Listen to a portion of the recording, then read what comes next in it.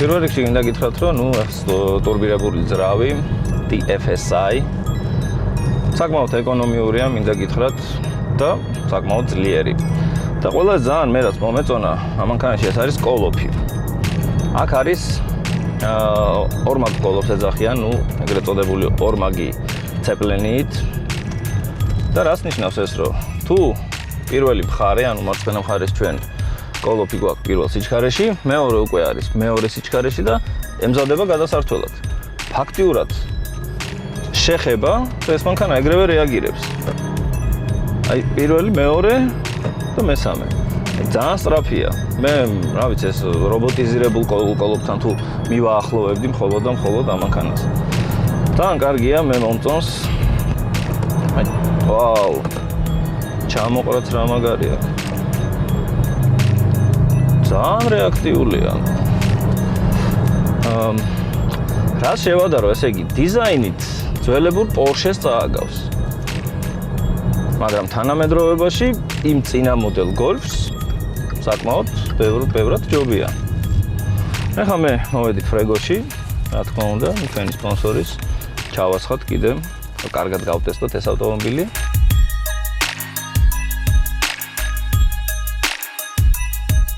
მოდი ვნახოთ Volkswagen-ის ძრავი. საკმაოდ ძიმეა.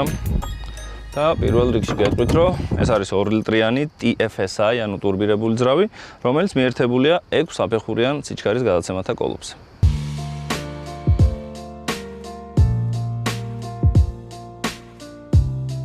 კოლოფზე გითხარით, რომ ეს არის ორმაგი ცეპლენით და რაც ყველაზე მთავარია, როდესაც თქვენ S-ი აქვს, ანუ D-ს ქვევით არის S-ი სპორტული რეჟიმი და D-დან ჩვენ შეგვიძლია გადავრთოთ უკვე, ეგრეთ წოდებულ ტიპტრონიკზე, სადაც პლუს-მინუსი მოქმედებს და აგრეთვე ეს პლუს-მინუსი გვაქვს საჭეზე. სიჩქარეს გვიწერს მე-4. მოდი ვნახოთ მესამე, მეორე.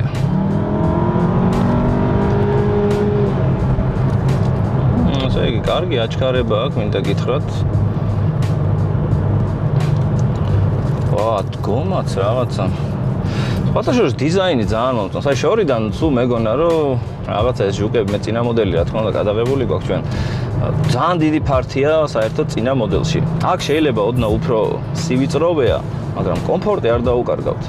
და რაც ყველაზე მთავარია, სავარძლები მომწონს. ეს არის ძალიან სპორტული ხასიათის სავარძლები. მე-6 სიჩქარე. რა კარგია. მოდი იყოს D-ზე დავასვენოთ ეს ავტომობილი. ძალიან სპორტული სავარძლები, ძალიან მომწონს. რაღაცა ესეთია რა. საჭე სპორტული აქ მოტეხილი, აი ეს ტორპედო და მაჩვენებელთა დაფა, მე თავიდან გამახსენა რატომღაც Audi TT. ესეთი დიდი ლუკი.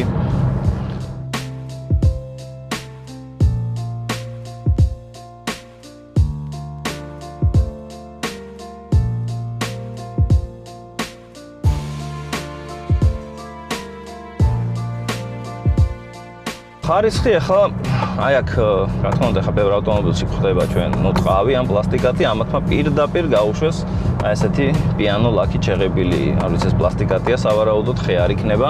აი აქ კარბონთან მიახლოებული პლასმასი და ტორპედო არ არის კარგი, ტორპედო არის ცოტა ხმაურიანი.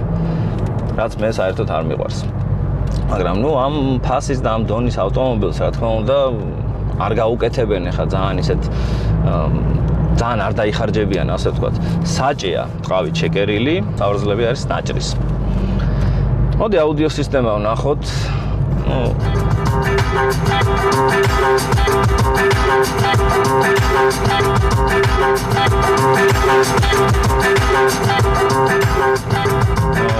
კარგი დინამიკები აქვს, სხვათა შორის არ ველოდი. საკმარისია, დისკი რა თქმა უნდა ორიგინალს უფრო უკეთესი ხმა ექნება. ჩვენ ახლა რადიო გამოვცადეთ. და ესეც ისეთი მანქანაა საზაფხულო, მით უმეტესად ესეთი დიდი ლუკით, ლუქს როდესაც გავხსნით ჩვენ, რა თქმა უნდა უკვე მით უმეტეს ზღვაზე მისწრება ამ ავტომობილის წასვლა.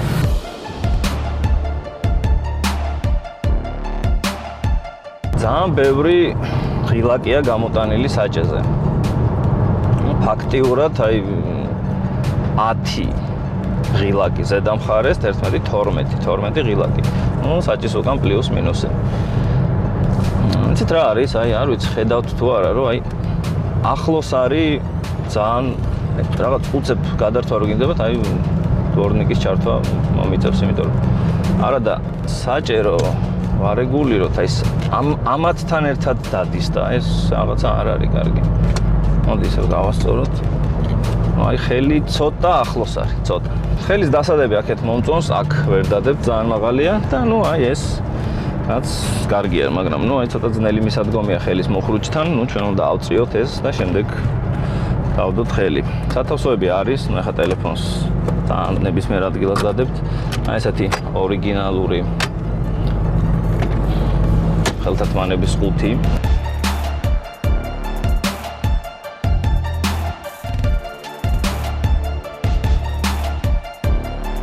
Volkswagen-ის ეს მოდელი ფაქტიურად ამის შედარება არაფერთან არ შეიძლება, მხოლოდ ნუ მსგავსება იყო იმ დროინდელ Porsche-სთან და ნუ იცით რომ ფესვები მოდის მაქედან, ნუ design rules ვიძახი და ძალიან ბევრი რამე აიღეს ერთმანეთისგან.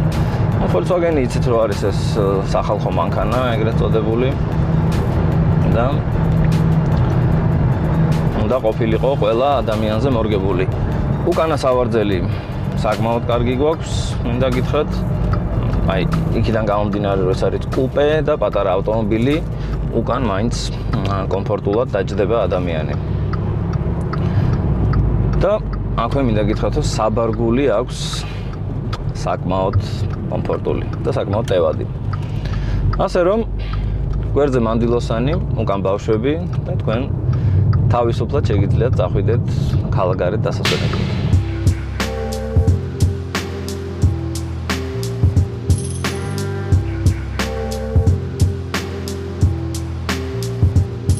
მოდი ჩავხედოთ Volkswagen-ის საბარგულს. ნუ პირველ რიგში გეტყვით რომ იღება ძალიან ორიგინალურად, აი ამ ღილაკით. ნუ ცოტა ძიმე კი არის საბარგული, მაგრამ მაინც არაუშავს. პირველ რიგში გეტყვით რომ ეს დაფა მოძრაობს საბარგულის სახურავთან ერთად. თუ ჩვენ გადავწევთ სავარძლებს, ნუ რა თქმა უნდა, საბარგულის მოცულობა გაიზრდება. ნუ აქვე გვაქვს დამალული სათადარიგო საბურავი. კომფორტულად მოძრაობთ, აქ რეჟიმები არ გვაქვს ჩვენ გადასართველი, მხოლოდ კოლოფი, რომელიც S-ზე, როდესაც ჩვენ გადმოვიტანთ, ნუ მაშინ ავტომობილი ხდება სპორტული ხასიათის. ნუ აი ამორტიზატორების დახისტებიდან დაწყებული, აი საჭე ცოდნა უფრო მგნობიარედან გადადის, უფრო დაგრუბდა, ასე ვთქვათ, ხისტი გახდა, უფრო კარგად გემორჩილება და ნუ სიჩქარის კოლოფი თავისთავად. თუ აქამდე გირთავდათ მაგალითად 2000 ბრუნზე, ეხლა გადაგირთავთ 3.5-ზე, შეიძლება 4-ზეც. გააჩნიათ თქვენ როგორ მიადგავთ აქსელერატორს ფეხს.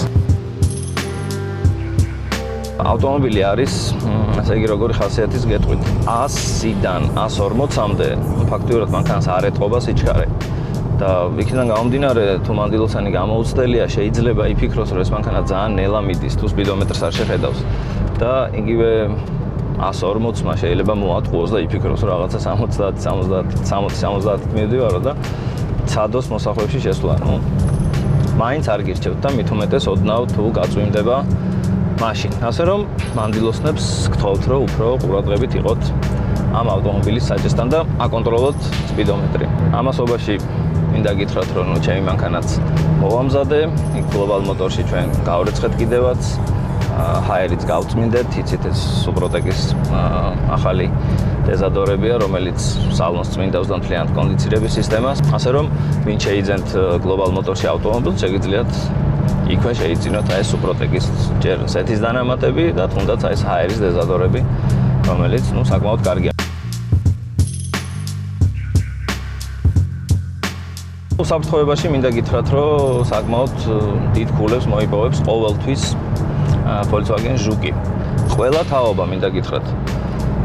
დაამატეს ბალიშები, აირბაგების რაოდენობა რა თქმა უნდა გაიზარდა და თვითონ კარკასის კონფიგურაცია. ეს არის უკვე ევრო სტანდარტი. ამას ითხოვს უკვე ის კომპანია, რომელიც crash test-ზე ამოწმებს ამ ავტომობილებს. და აქედან გამომდინარე, თქვენ შეგიძლიათ სრულად იყოთ შვიდად. ნუ დღევანდელი დღეც საკმაოდ კარგი გამოვიდა. ამინდმა შეგვიწყო ხელი, მინდა გითხრათ ძალიან არცხელა, მე ფაქტობრივად კონდიციონერი არ დამჭირვებია. 1-2 ფანჯრის ჩამოწევა ისიც აეროდინამიკისთვის გავტესტე. და გეტყვით აქვე რომ დროებით მე დაგემშვიდობებით, თქვენ კი შეგიძლიათ მოგწეროთ და გითხრათ რომელი ავტომობილის ნახვას ისურვებდით ჩვენს მომდევნო გადაცემებში. შეგიძლიათ მობრძანდეთ Global Motors-ში და აარჩიოთ ავტომობილი და შემდეგ გითხრათ რომ აი ამ ავტომობილის test drive-ს თქვენ აუცილებლად შეძლებს დაგვარად, რა თქმა უნდა, ამ ყველაფერს გადავიღებთ და პატარა test drive-ს ჩაუტარებთ. მე ვისეამოვნე, დროებით უნდა დაგემშვიდობოთ და შევხვდებით, რა თქმა უნდა, ზუსტად 1 კვირის შემდეგ. იგივე დროს, იგივე არხზე.